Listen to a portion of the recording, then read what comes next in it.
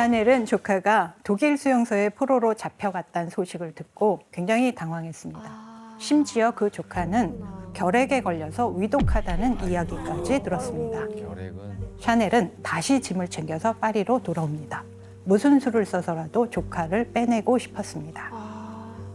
그리고 이때 사방으로 조카의 소식을 알아보던 샤넬은 파리 사교계의 마당발로 알려진 한 인물을 만나게 됩니다. 바로 파리를 점령한 독일 대사관의 외교관인 딩클라게입니다. 딩클라게. 남자가 또 나타났어, 드디어. 네, 또 나타났습니다. 딩클라게는 워낙 가볍게 여러 여자들을 추근대고 다녀서 모두가 그를 스파츠, 다시 말해서 참새라는 별명으로 불렀습니다. 참새. 방앗간 다 들리는 거예요? 예. 이때 딩클라게는 자신을 찾아온 매력적인 샤넬에게 푹 빠지게 됩니다. 그리고 열렬하게 구애를 했습니다. 딩클라게의 나이 43살, 샤넬은 56살 때의 일입니다. 그렇게 딩클라게와 연인이 된 샤넬은 발이 넓은 딩클라게에게 조카의 소식을 알아봐 달라고 부탁했습니다. 이후 사람들은 딩클라게와 연인이 된 샤넬에 대해 의혹을 제기하는데 그러겠네. 바로 샤넬이 독일 스파이라는 의혹입니다. 2016년에 파리에서 작성된 비밀문서가 공개됐는데 여기에 샤넬의 이름이 등장합니다. 딩클라게는 1935년에 파리에 있는 독일 대사관에 소속되어 있었다. 한 소식통이 샤넬이 1942년에서 43년 동안 딩클라게 남작의 애인이자 정보원이라고 알려왔다. 이 의혹은 전쟁 중에 있었던 샤넬의 한 행적과 얽히면서 수면 위로 떠오르게 됩니다. 2차 대전이 한창인 1943년에 샤넬이 프랑스 파리를 떠나서 독일 베를린에 들렸다가 스페인 마드리드로 향했던 겁니다. 이를 두고 일부에서 샤넬이 독일에 들렸을 때 히틀러의 오른팔이었던 정보 장교 쉐넨베르크와 만났다고 의심을 합니다. 와. 그때 이제 전쟁에서 독일의 상황이 불리하게 돌아가고 있을 때 히틀러 몰래 독일 내부에서 평화 합정에 대한 목소리가 나오고 있었거든요. 네, 그래서 이때 샤넬이 독일의 요청으로 영국의 수상 처칠과 평화 협상을 돕기 위해 마드리드로 갔다는 그런 주장이 제기되고 있었습니다. 아, 처칠이랑 친구였으니까. 네, 그렇죠. 독일 편으로 가는 거군요. 네. 게다가 또 다른 비밀문서가 공개됐는데 여기에도 샤넬의 이름이 등장합니다. 샤넬 이름이 딱 써있네. 그렇죠. 예. 그리고 웨스트민스터. 또 하나 보이는 게 여기 웨스트민스터가 보입니다. 그래서 샤넬이 웨스트민스터라는 암호명으로 모델헛이라는 비밀 작전을 수행한 스파이라는 의혹을 제기합니다.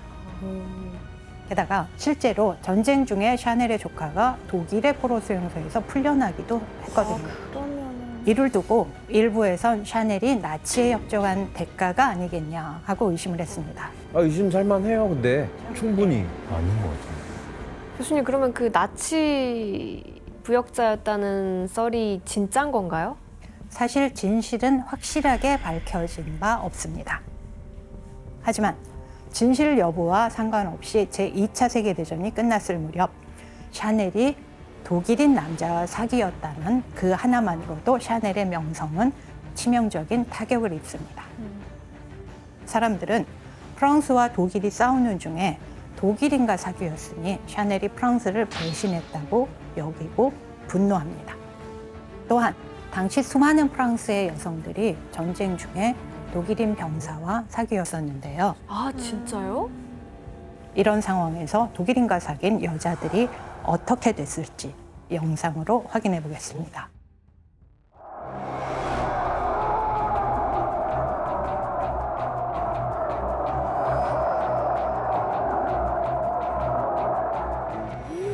머리를 깎아. 와우. 여성들은 조국의 배신자로 낙인 찍혀서 머리를 깎이고 온갖 조롱을 당해야 했습니다. 사정지구나. 와, 이런 식으로 너무하다. 했는데? 어머 아, 이마에 낫지. 이거 그래, 색이네, 낫지, 이마에. 하늘도 그러면 비슷하게 됐을 것 같은데? 예, 샤넬 역시 숙청위원회에 불려가게 됩니다.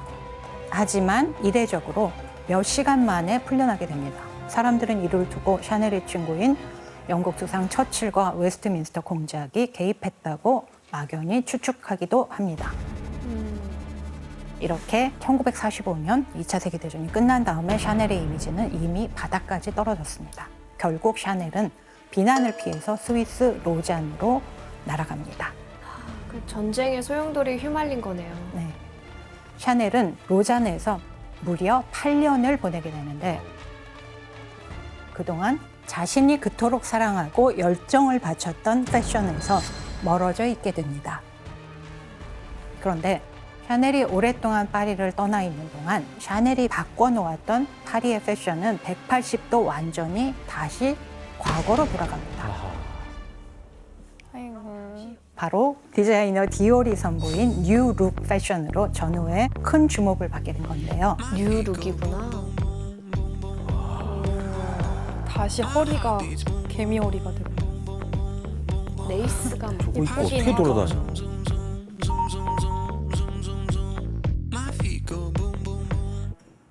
와. 코르세 다시. 근데 예쁘긴 하다. 이거 이쁘기는. 그렇죠. 예쁘기는 하죠. 예쁘고 화려하고. 지금 본 패션은 샤넬의 옷과 비교해 보면 어떤 것 같아요?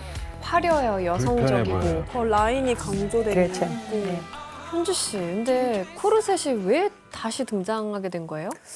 이게 사람들이 이제 전쟁이 끝나니까 다시 그 전에 입었던 화려한 옷도 그리웠을 테고, 그리고 전쟁 후에 여성에 대한 그런 시선들이나 태도도 다시 보수적으로 바뀌면서 패션도 다시 되돌아가게 됐던 것 같아요.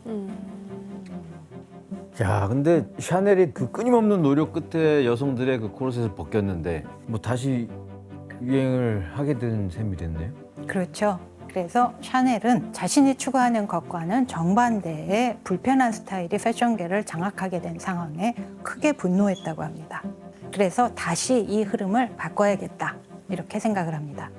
이때 샤넬은 인생을 뒤집는 중요한 결정을 하게 되는데 바로 1954년 무려 71살의 고령에 다시 파리 패션계에 복귀하기로 합니다. 오래 사신다. 1954년 얼마 안 된 얘기인데. 그렇죠. I'm nervous. My first real fitting in 15 years. 패션의 제왕으로 군림했던 샤넬이 15년 만에 여는 패션쇼에서 대체 어떤 의상을 들고 나올지 기대가 컸습니다. 뭘 막 찢어버리네? This collection is not about fun. It's about giving a new, modern look to fashion. 진짜 긴장되겠다. 마침내 1954년 2월 5일 샤넬이 패션쇼를 열었을 때 2,000명이 넘는 사람들이 샤넬 쇼에 몰려들게 되는데 중요한 날이네, 예. 진짜.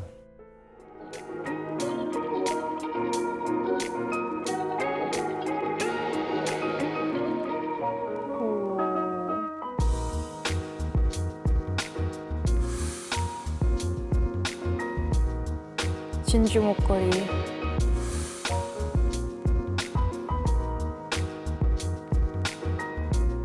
아, 여기는 이쁘다. 라인이 많지 않다, 확실히.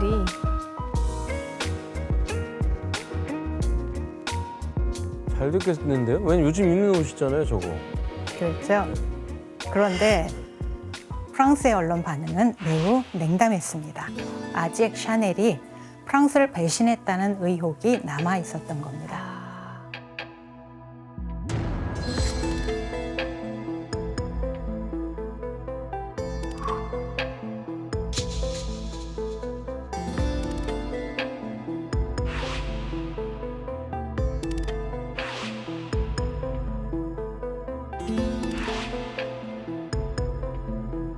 반면 샤넬의 복귀를 극찬한 곳이 있었는데 어느 나라일까요? 독일인가요? 미국! 예, 혜성 씨, 아, 미국이에요. 미국입니다. 예. 독일에서 왔잖아요.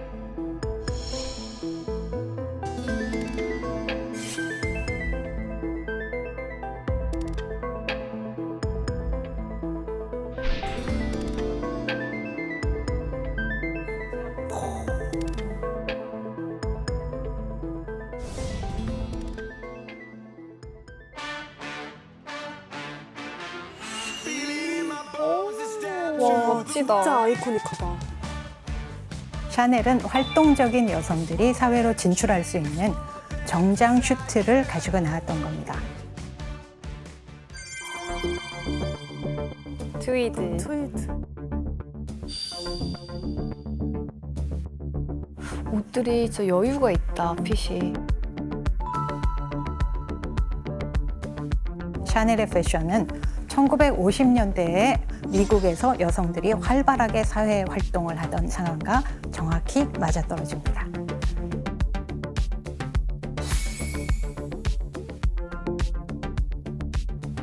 실로에 씨, 당시 유명인들도 이 트위드를 많이 입었나요? 네, 맞아요. 엄청 많이 입었는데요. 헐리우드 스타인 그레이스 켈리, 또 엘리자베스 테일러도 물론이고 존 F 케네디 대통령이 암살 당하던 날에 제클린 케네디도 아하. 그 핑크색 옷과 모자도 이제 샤넬 트위드 정장이었다고 합니다.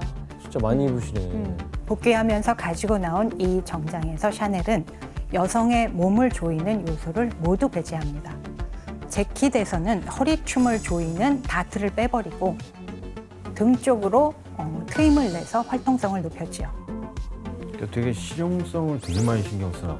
그렇죠. 예. 옷들이 몸에 꽉 끼지 않는 느낌이에요. 그렇죠. 예. 게다가 이 정장을 만든 트위드 소재는 신축성이 좋고 편안하면서도 튼튼한 소재였거든요.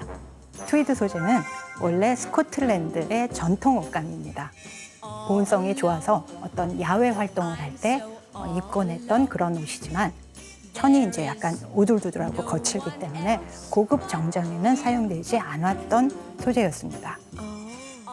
그런데 샤넬이 처음으로 이걸 여성 정장에 도입했습니다. 아하. 그건 무슨 소재? 트위드. 아, 이게 트위드구나. 여름 소재. 이것도 역시 트위드 소재인데 약간 여름에 이제 맞춰서 약간 더 얇은 소재로 해서 확실히 근데 트위드가 이렇게 보기에는 뻣뻣해 보이는데 움직이기 쉬워요? 활동성이나 이런 거는 엄청 편하고 사실 그래요? 저 잡아 당겨봐봐. 뜯어봐봐요. 오, 이게 제게 아니어가지고 만세? 깜짝 놀랐어요. 만세 돼요, 만세? 만세 되죠. 만세가 되네. 다 돼요. 근데 투피스가 아닌데? 이건. 이거는 이제 투피스가 아니라 요즘 시대에 맞춰서 이제 요즘 스타일로 또 신형으로 디자인을 한 거고 신상으로. 이 정장 스타일은 지금까지도 현대 여성 정장의 기본으로 자리 잡으면서 스테디셀러로 사랑받게 됩니다. 저거 남자들도 입던데. 그렇죠? 맞아요. 예. 그 샤넬은 이른이 넘은 나이에도 트렌드를 만들어내신 거네요. 그렇죠. 그런데 샤넬의 지로는 옷에만 해당되는 건 아니었습니다. 샤넬은 또 한 번 파격적인 어떤 패션 아이템을 이 즈음 내놓습니다. 샤넬백. 맞아요. 오. 드디어 나오네. 기현 씨. 예. 샤넬백. 예. 샤넬 백은 우리가 오늘날도 스테디셀러로 남아있는 그런 백이죠. 오픈런을 불러일으킨. 그리고 이 백의 특징은 어깨에 걸 수 있을 만큼 끈이 길다는 겁니다. 그전까지 여성들의 가방은 대부분 짧은 손잡이만 달려 있었는데 샤넬의 혁신적인 가방은 이제는 여성들의 손에 자유를 줬다고 평가될 수 있습니다. 아니 가방에 끈 달아준 게 샤넬이 최초예요? 긴 끈을 단 건 샤넬이 최초입니다. 아니 그 생각을 왜 아무도 못하고 샤넬만 했을까? 그렇죠. 예. 진짜 이해가. 미국에서는 샤넬의 패션이 현대 여성의 욕구에 완벽히 부합한다며 샤넬의 업적을 기리게 됩니다. 그래서 샤넬에게 패션계의 오스카상이라고 불리는 니먼 마커스상을 수상하게 합니다.